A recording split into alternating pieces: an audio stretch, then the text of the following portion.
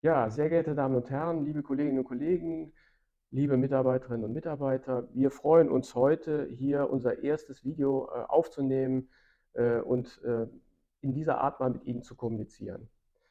Uns war das Jahr 2022 ein ganz besonderes Jahr, weil wir haben das Jubiläum des RWTÜV e.V. gefeiert, 150 Jahre, gegründet 1872 in Siegen als Dampfkesselüberwachungsverein.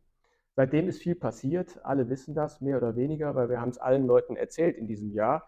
Also von daher, es kann eigentlich keinem unbekannt geblieben sein, dass der RW TÜV jetzt kein klassischer TÜV mehr ist, sondern ein moderner Dienstleistungskonzern mit einer Multi-Brand-Strategie und der RW TÜV-Marke als starke Dachmarke.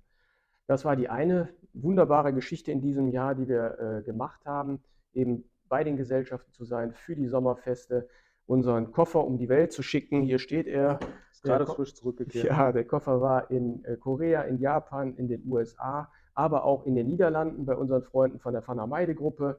Er war auch in allen Sommerfesten, bei allen Sommerfesten mit dabei, ob in Bruchsal, in Münster, in Hamburg, und in Essen vor allen Dingen natürlich auch. Hier hatten wir unsere Jubiläumsfeier mit unseren Gremien, unseren Geschäftsführern. Im Anschluss haben wir das erste Geschäftsführer-Meeting seit, ich glaube, über 10 Jahren hier veranstaltet und es war ein voller Erfolg.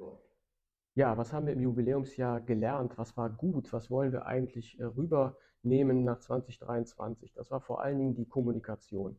Also uns beiden hat es unheimlich viel Spaß gemacht, dass wir bei den Gesellschaften waren, dass wir mit den Leuten in den Gesellschaften gesprochen haben, dass wir auch mal die Basis gehört haben, was passiert eigentlich in den Gesellschaften, wo drückt der Schuh. Und ich denke, das haben wir mit den Geschäftsführern dann auch in einer vernünftigen Art und Weise besprochen. Ja, wir sind eigentlich hervorragend gestartet in das Jahr. Wir haben den Rückenwind mitgenommen aus 2021. Die Corona-Pandemie schien überwunden. Und dann hat uns alle der Krieg in der Ukraine bitter getroffen. Auch unsere Geschäftsbereiche natürlich. Durch unser diversifiziertes Portfolio waren wir in der Lage, auch in dieser Krise stabil zu sein. Und wir werden vermutlich auch ein gutes Ergebnis zeigen können zum Ende des Jahres 2022. Ja, wir hatten uns daneben noch viele andere Dinge vorgenommen, wie zum Beispiel unsere erste Innovationsplattform RWTÜV Campus zu starten. Die erste zusammenhängende Plattform, wo alle Mitarbeiterinnen und Mitarbeiter der RWTÜV-Gruppe darauf zugreifen können, sich auch untereinander vernetzen können und den Austausch miteinander pflegen können. Wir haben im Herbst nochmal unsere Werte kalibriert. Die Werte sind für uns ganz wichtig, weil wir eine bestimmte Firmenkultur hier auch etablieren möchten. Dafür sind die Werte unsere Basis, denn gelebte Werte werden zur Kultur im Unternehmen und hier auch nochmal den Bogen gespannt dann hin zu unserer Kompetenzmatrix, die wir einführen wollen für die Führungskräfte, an denen wir unsere Werte dann auch kalibrieren wollen und auch dann gezielte Aus- und Weiterbildungsmaßnahmen in Angriff nehmen wollen.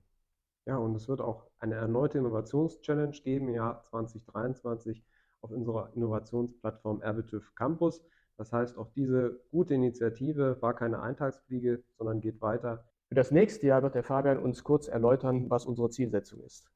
Ganz wichtig für die Digitalisierung ist, dass wir die richtigen Prozesse digitalisieren. Und deswegen haben wir uns vorgenommen, im Jahr 2023 uns noch einmal unsere Prozesse, unsere ureigenen Prozesse, die Dienstleistungsprozesse anzusehen, zu schauen, wie ist der optimale Prozess.